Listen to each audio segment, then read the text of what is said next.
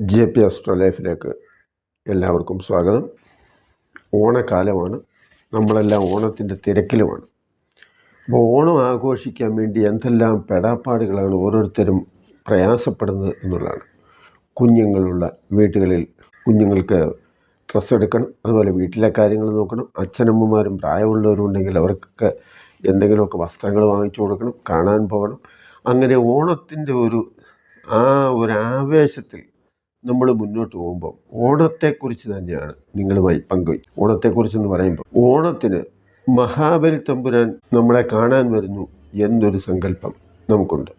അതുപോലെ തന്നെ മാവേലി തമ്പുരാൻ വരുന്നു എന്നും ഒരു കാഴ്ചപ്പാടുണ്ട്. മഹാബലിയെ ഹീറോയാക്കി അദ്ദേഹം ഏതോ ഒരു വലിയ പുരുഷനായി ചിത്രീകരിച്ചുകൊണ്ട് വാമനനെ വളരെ നികൃഷ്ടമായി ചിത്രീകരിക്കുന്ന, അതുപോലെ അഭിപ്രായപ്പെടുന്ന ചില ആരോപണങ്ങളും അതുപോലെ ചില കാര്യങ്ങളുമൊക്കെ നമ്മുടെ ഇടയിൽ തന്നെ ഉണ്ടാകാറുണ്ട്. അപ്പം ഞാൻ നിങ്ങളുമായി പങ്കുവയ്ക്കുന്നത് യഥാർത്ഥത്തിൽ ഓണക്കാലത്തെ കേരളീയരെ കാണാനായി, ഈ ഓണനാളിൽ കേരളത്തിൽ വരുന്ന മലയാളിയെ കാണാനായി വരുന്നത് മഹാബലിയാണോ മാവേലിയാണോ എന്നുള്ള കാര്യമാണ്. ഓണം അറിവാണ്, പ്രതീക്ഷയാണ്, അപാകതകളില്ലാത്ത, വിഷമതകളില്ലാത്ത, സന്തോഷപ്രദമായ ഒരു നല്ല കാലത്തെക്കുറിച്ചുള്ള കാഴ്ചപ്പാടും വരാനിരിക്കുന്ന സുവർണകാലത്തിൻ്റെ പ്രതീക്ഷയും കൂടിയാണ് ഓണം എന്ന് പറഞ്ഞാൽ ഏറ്റവും നല്ല ഒരു മോട്ടിവേഷൻ എന്ന് വേണമെങ്കിൽ പറയാം. നമുക്ക് പ്രതീക്ഷ നൽകുന്നു, മുന്നോട്ട് പോകാൻ നല്ല ഒരു നാളേക്ക് നമ്മളെ കാത്തിരിക്കുന്നു, അതിനുവേണ്ടിയുള്ള ഒരു പരിശ്രമവും കൂടിയാണ് ഓണം. സുവർണകാലത്തിൻ്റെ പ്രതീക്ഷയാണ് ഓണം. ഓണം മാവേലിക്ക് വേണ്ടിയാണോ മഹാബലിക്ക് വേണ്ടിയാണോ ആചരിക്കുന്നത് എന്ന ചോദ്യം പ്രസക്തമാണ്. ഓണം ആചരിക്കുന്ന മലയാളികൾ ആണെങ്കിലും ഈ ആചാരത്തിൻ്റെ അല്ലെങ്കിൽ ഉത്സവ ആഘോഷത്തിൻ്റെ പേരിൽ മഹാബലിയെ ഹീറോ ആയി ചിത്രീകരിക്കാൻ ശ്രമിക്കുന്നവരുണ്ട്. അതുപോലെ തന്നെ ഓണവും മഹാബലിയും തമ്മിൽ ബന്ധമുണ്ടോ എന്നുള്ള കാര്യം കൂടി നമ്മളൊന്ന് പരിശോധിക്കുകയാണ്. അപ്പം ഇങ്ങനെയുള്ള കാര്യങ്ങൾ ആരും സാധാരണ എല്ലാവരും ചിന്തിക്കാറില്ല, എന്നാൽ ചിലരൊക്കെ ചിന്തിക്കാറുണ്ട്. പുരാണങ്ങളുമായും അതുപോലെ തന്നെ നമ്മുടെ ആചാരങ്ങളുമായും ഒക്കെ ബന്ധപ്പെട്ട് ജീവിക്കുന്നവർക്ക് ചിന്തിക്കാവുന്ന കാര്യമാണ് മഹാബലിയും അതുപോലെ തന്നെ ഓണവുമായിട്ട് എന്താണ് ബന്ധമുള്ളത് എന്ന്. ഇത്തരം കാര്യങ്ങൾ, എൻ്റെ അറിവിലുള്ള കാര്യങ്ങൾ നിങ്ങളുമായിട്ട് പങ്കുവയ്ക്കാനാണ് ഈ വീഡിയോ ഇടുന്നത്. ഇത് നമ്മൾ എന്താണ് എന്ന് ആലോചിക്കുമ്പോൾ കേരളത്തെക്കുറിച്ചുള്ള ഒരു സങ്കല്പം, കേരളം അതിനെക്കുറിച്ച് നമുക്കൊന്ന് ചിന്തിച്ച് പുറകോട്ട് പോകേണ്ട ഒരാവശ്യമുണ്ട്. അതായത് കടൽ മാറി കരയാവുന്നതും കര കടലാകുന്നതും പുതുമയായ ഒരു കാര്യമല്ല. നമ്മളിപ്പോൾ തിരുവനന്തപുരത്ത് ശംഖുമുഖത്ത് എന്നാൽ പഴയ ശംഖുമുഖമല്ല ഇപ്പോഴുള്ളത്. പണ്ട് നമുക്ക് ഓടിക്കളിക്കാനും അതുപോലെ തന്നെ എത്രയോ കൊച്ചു കൊച്ചു കച്ചവടക്കാരും അതിമനോഹരമായ സന്ധ്യാസമയങ്ങളൊക്കെ കാണാനുള്ള സൗകര്യങ്ങളും നല്ല മൈതാനം പോലെയായിരുന്നു കടൽ തീരം. ഇപ്പോൾ ശംഖുമുഖം നമുക്കറിയാം എങ്ങനെയാണ് കിടക്കുന്നത് എന്ന് പറഞ്ഞതുപോലെ കടൽ മാറി കരയാകുന്നു, കര മാറി കടലുമാണ്. മലനാട്, ഇടനാട്, തീരപ്രദേശം, ഇങ്ങനെ 3 വിഭാഗങ്ങളായിട്ടാണ് കേരളത്തെ നമ്മൾ കാണുന്നത്. മൂന്ന് തട്ടായി തിരിച്ചാണ്. അപ്പം മലനാടിനോട് ചേർന്ന ഭാഗം വരെ ഒരുപക്ഷെ പണ്ട് കടലായി. ആ കടൽ മാറിയപ്പോൾ ഉപ്പിൻ്റെ അംശമുള്ള കുറേ മണലും ചതുപ്പും ഉപ്പുവെള്ളവും നിറഞ്ഞ മണൽ പ്രദേശവും ചതുപ്പ് നിറഞ്ഞ ഒരു പ്രദേശവുമായി ഇന്ന് നമ്മൾ കാണുന്ന കായല്, പുഞ്ച, വയല് എന്നിങ്ങനെ ആ പ്രദേശം അക്കാലത്ത് എങ്ങനെയായിരിക്കും എന്ന് നമ്മളൊന്ന് ചിന്തിച്ചു നോക്കിയാൽ മനസ്സിലാക്കാവുന്നതേ ഉള്ളൂ. അങ്ങനെയുള്ള ഒരു പ്രദേശത്തെ ഫലഭൂയിഷ്ടമായ മണ്ണാക്കി മാറ്റി ദീർഘവീക്ഷണത്തോടെ മണ്ണിനോട് പൊരുതി ധീരതയോടെ മുന്നോട്ട് പോയ ഒരു വ്യക്തിയുണ്ട്. അതാണ് പരശുരാമൻ. നമ്മൾ തന്നെ പറയാറുണ്ട് പലപ്പോഴും, പരശുരാമൻ മഴുവെറിഞ്ഞ് കേരളം കണ്ടെത്തി അല്ലെങ്കിൽ കേരളം ഉണ്ടാക്കി എന്നൊക്കെ പറയുമ്പോൾ, അതുപോലെ തന്നെ ചലച്ചിത്രകാരങ്ങളുണ്ട് പരശുരാമൻ മഴുവെറിഞ്ഞ് നേടിയതല്ല എന്നുള്ളത്. മഴുവെറിഞ്ഞോ മഴുവെറിഞ്ഞില്ലയോ എന്നുള്ളതല്ല, ഈ ഒന്നിനും കൊള്ളാത്ത ഉപ്പുവെള്ളവും അതുപോലെ തന്നെ മണലും ചേർന്ന് ഈ മണ്ണിനോട് പടപൊരുതി ഇത് കേരം വളരുന്ന ഒരു മണ്ണാണെന്ന് കണ്ടെത്തി കേരം തിങ്ങും കേരള നാടായത് നമുക്ക് കാണാൻ സാധിക്കും. എന്ന് പറഞ്ഞാൽ കേരളം എന്ന് പറയുമ്പോൾ തന്നെ തെങ്ങിൻ്റെ അല്ലെങ്കിൽ കേരത്തിൻ്റെ നാട് എന്നുള്ളൊരു സവിശേഷത കൂടിയുണ്ട്. ആ രീതിയിലാണല്ലോ കേരളം അറിയപ്പെട്ടത്. വൃക്ഷങ്ങളും സസ്യങ്ങളും നട്ടുവളർത്തി മനുഷ്യവാസത്തിന് യോജിച്ച നിലയിലാക്കുമ്പോൾ അത് സംരക്ഷിക്കാൻ ചില തീരുമാനങ്ങളും അന്ന് എടുത്തിരുന്നു എന്നുള്ളതാണ്. വെള്ളം, വായു, മണ്ണ് എന്നിവയെ സംരക്ഷിക്കണം.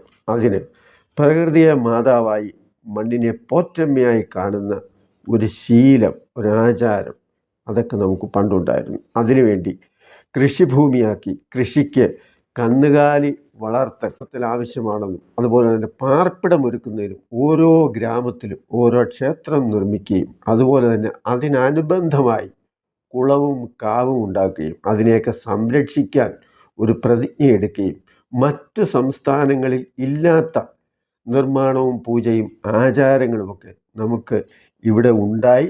അങ്ങനെയാണ് കേരളം ദൈവത്തിൻ്റെ നാടായി അറിയപ്പെടുന്നത്. മഹാബലി ചക്രവർത്തിയായി ഭരിച്ചത് കേരളത്തിലാണോ എന്ന് ചോദിക്കുമ്പോൾ അല്ല എന്ന് പറയേണ്ടി വരും. മഹാബലിപുരം എന്ന ഒരു ഗ്രാമം തമിഴ്നാട്ടിലുണ്ട്, കേരളത്തിലില്ല. അതുപോലെ തന്നെ വാമനാവതാരത്തിൽ പറയുന്ന മഹാവിഷ്ണുവിൻ്റെ 5ാമത്തെ അവതാരം, അതായത് മത്സ്യം, കൂർമ്മം, വരാഹം, നരസിംഹം, വാമനൻ. ഈ വാമനൻ അവതരിച്ച കാലം മഹായജ്ഞം നടത്തി അവിടെ വരുന്ന ബ്രാഹ്മണർക്ക് മഹാദാനം എന്ന പേരിനും പ്രശസ്തിക്കും വേണ്ടി നടത്തിയ ദാനവും കേരളത്തിലല്ല എന്നുള്ളതാണ്. കാരണം അതിനുശേഷമാണ് പരശുരാമൻ അവതരിക്കുന്നത്. പിന്നീടാണ് ഈ മണ്ണിനെ ഫലഭൂയിഷ്ടമായ പ്രകൃതി സുന്ദരമായ ഒരു ഭൂമിയാക്കി മാറ്റുന്നതും. മഹാബലി ചക്രവർത്തി സരയൂ നദിക്കരയിൽ നടത്തിയ യാഗം ഇന്നൊരു പക്ഷേ നമ്മൾ ചിന്തിക്കുമ്പോൾ ഗുജറാത്ത് പോലുള്ള ഏതെങ്കിലും ഒരു സ്ഥലത്താകാനാണ് സാധ്യത. ഇത് എൻ്റെ അറിവിനെ സംബന്ധിച്ചാണ്. ശരിയാണോ എന്നറിയില്ല, എന്തായാലും കേരളമല്ല. ഇത്രയും പറഞ്ഞത് മഹാബലി അല്ല, മാവേലി ആരെന്ന് ചോദിച്ചാൽ അതിനും വ്യക്തമായ ഒരു ഉത്തരം നമുക്കില്ല എന്നുള്ളതാണ്.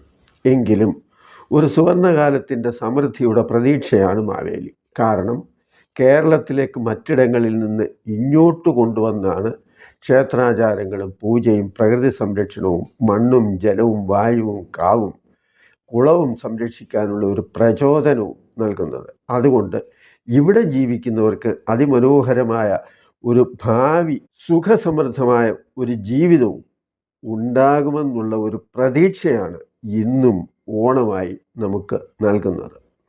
ഇനി വാദത്തിനു വേണ്ടി മഹാബലിയാണ് മാവേലി എന്ന് വാദിച്ചാലും ഇത് ഒന്നിൻ്റെ തന്നെ 2 വശമാണ് എന്ന് നമുക്ക് കാണാനും സാധിക്കും. അതെങ്ങനെയാണെന്ന് ചോദിച്ചാൽ, സൃഷ്ടികർത്താവ് ബ്രഹ്മാവാണല്ലോ. ബ്രഹ്മാവിൻ്റെ പത്നി ആരാണ് എന്ന് ചോദിച്ചാൽ അറിവിൻ്റെ ദേവതയായ സരസ്വതിയാണ്. ഇവിടെ അറിവും പരിചയവുമാണ് സൂചിപ്പിക്കുന്നത്. കാരണം ഏതൊന്നിനെക്കുറിച്ചും അറിയാനുള്ള താല്പര്യം, കണ്ടെത്താനുള്ള അല്ലെങ്കിൽ സൃഷ്ടിപരമാകാനുള്ള ആവേശം, ഇതാണല്ലോ ഇന്നത്തെ ലോകത്തിന് ആധാരമായി ഇത്രയും പുരോഗതിയൊക്കെ ഉണ്ടായത്. അപ്പോൾ സൃഷ്ടിയുടെ ദേവനായ ബ്രഹ്മാവിന് മരീചി, കശ്യപൻ എന്ന 2 മക്കളുണ്ടായിരുന്നു. ദിതി, അതിഥി എന്ന 2 ഭാര്യമാരും ഉണ്ടായിരുന്നു. ഇവരുടെ പരമ്പര പരിശോധിക്കുമ്പോൾ അസുരന്മാരും ദേവന്മാരുടെ അവതാരവുമൊക്കെ, അതായത് 2 വംശത്തിൻ്റെയും ആ ഒരു ഉത്ഭവത്തെക്കുറിച്ച് നമുക്ക് മനസ്സിലാകും. ഒന്നിൽ നിന്ന് തന്നെയാണ് ഉണ്ടായതെന്ന്.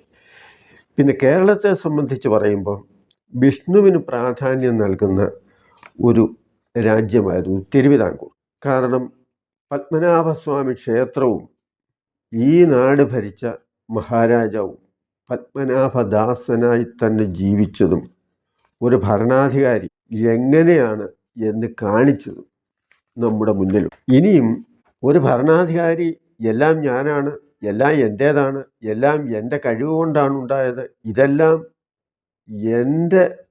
എൻ്റെ കഴിവ് കൊണ്ടും എനിക്ക് അവകാശപ്പെട്ടതാണെന്നും ഇങ്ങനെയൊക്കെ സ്വയം വലിയവനായി ഭാവിച്ച് പേരിനും പ്രശസ്തിക്കും വേണ്ടി എന്തും ചിലവാക്കുകയും ദാനം ചെയ്യുകയും ചെയ്യുന്നതും ഈശ്വരചിന്തയില്ലാതെ ഞാൻ എൻ്റേത് എന്നാവർത്തിക്കുന്നതും ധാർഷ്ട്യവും അഹങ്കാരവും സൂചിപ്പിക്കുന്ന ഒരു കാര്യമാണ് എന്ന് പ്രത്യേകം പറയട്ടെ. ഏറ്റവും വലിയവൻ എന്ന കാര്യബോധവും എളിമയും രാജ്യതാൽപര്യം പ്രജാക്ഷേമവും ലക്ഷ്യമാക്കി പ്രവർത്തിക്കുന്നവനാണ് യഥാർത്ഥ ഭരണാധികാരി.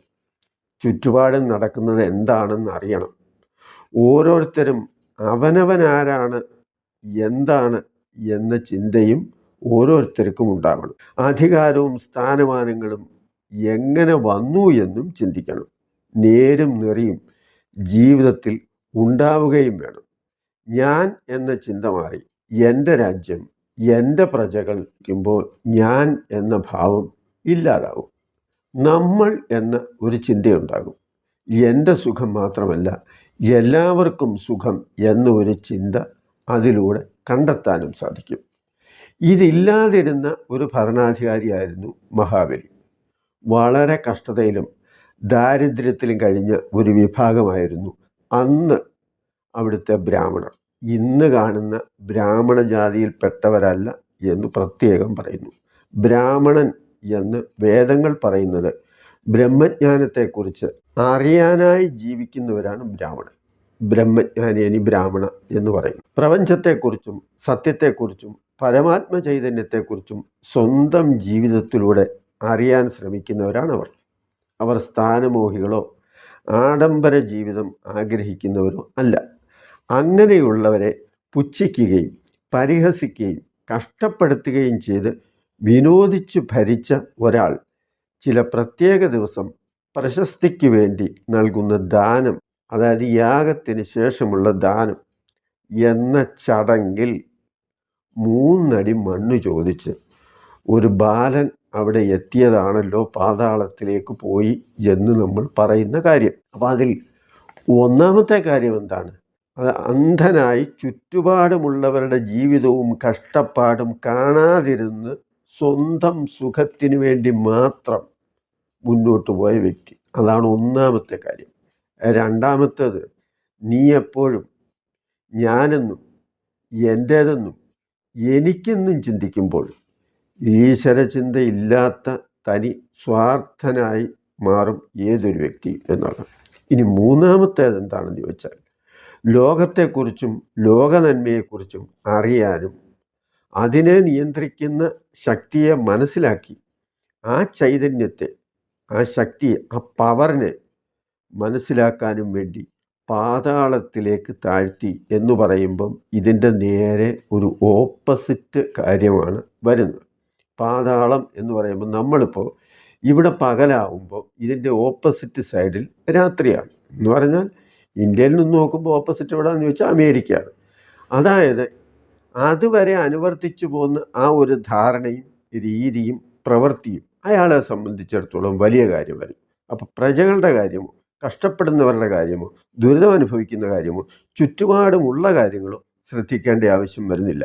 എല്ലാം ഞാനാണ്, എന്നെ കഴിഞ്ഞാരുമില്ല എന്നൊരു ഭാവം, ഭഗവാൻ എന്നൊരു ചിന്തയോ അല്ലെങ്കിൽ ഈ പ്രപഞ്ചത്തെ നിയന്ത്രിക്കുന്ന ഒരു ശക്തി ഈ ലോകത്തുണ്ട് എന്നുള്ള ഒരു മനോഭാവമോ പോലും ഇല്ലാതിരുന്ന ഒരു വ്യക്തിക്ക് അത്തരമൊരു സാഹചര്യത്തിൽ ഇതെല്ലാം ഉണ്ട് എന്നും ശരിയായ ഒരു അറിവ് മനസ്സിൽ അല്ലെങ്കിൽ തലച്ചോറിൽ എത്തുന്ന ഒരു സാഹചര്യവുമാണ് ഈ ഓപ്പോസിറ്റ് അല്ലെങ്കിൽ പാതാളം എന്ന് ഉദ്ദേശിക്കുന്നത് കൊണ്ട് എനിക്ക് തോന്നുന്നു. അപ്പോൾ ഒരിക്കലും, അതായത് തെറ്റു മനസ്സിലാക്കി ഒരിക്കലും ആവർത്തിക്കാതിരിക്കാൻ ആ ഒരു താക്കീതും അതിൻ്റെ മറുവശം മനസ്സിലാക്കാനുള്ള ഒരു വഴിയുമാണ് ഈ 3 അടി മണ്ണ് ചോദിച്ചു വാങ്ങി എന്ന് പറയുന്ന ആ ഒരു സംഭവം. പറഞ്ഞത് എന്താണെന്ന് ചോദിച്ചാൽ, അതിമനോഹരമായ ഒരു നല്ല നാളെയുടെ ഓർമ്മകൾ നമ്മുടെ മനസ്സിൽ സന്തോഷത്തിൻ്റെയും പ്രതീക്ഷയുടെയും ആഹ്ലാദത്തിൻ്റെയും ഉത്സവത്തിൻ്റെയും അതുപോലെ തന്നെ അതിരറ്റ ഒരു ആത്മവിശ്വാസവും, എല്ലാവർക്കും ഒരു നല്ല ഭാവിയുണ്ട്, ഒരു നല്ല ജീവിതമുണ്ട്, ഒരു നല്ല നാളെയുണ്ട്, നമ്മുടെ കഷ്ടപ്പാടും പ്രയാസവും ദുരിതങ്ങളുമൊക്കെ മാറും എന്നൊരു പ്രതീക്ഷ വെച്ച് പുലർത്തുന്ന അതിമഹത്തായ ഒരു ആഘോഷമാണ് ഈ ഓണാഘോഷം. ഈ ഓണാഘോഷത്തിൽ ഈ ഓണമെന്നല്ല, ഏതോണമായാലും ഓണാഘോഷം എല്ലാവർക്കും സമൃദ്ധിയും സന്തോഷവും ഉണ്ടാകട്ടെ എന്ന് ജഗദീശനോട് പ്രാർത്ഥിച്ചതുകൊണ്ട് നിങ്ങളുമായി പങ്കുവച്ചത് ഇതിൽ ശരിയും തെറ്റും നിങ്ങളെ സംബന്ധിച്ചിടത്തോളം നിങ്ങളുടെ അഭിപ്രായത്തിലുണ്ടാകും. ഇത് എനിക്ക് തോന്നിയ ചില കാര്യങ്ങൾ നിങ്ങളുമായി ഈ ഓണക്കാലത്ത് പങ്കുവയ്ക്കുകയാണ്. നന്ദി, നമസ്കാരം.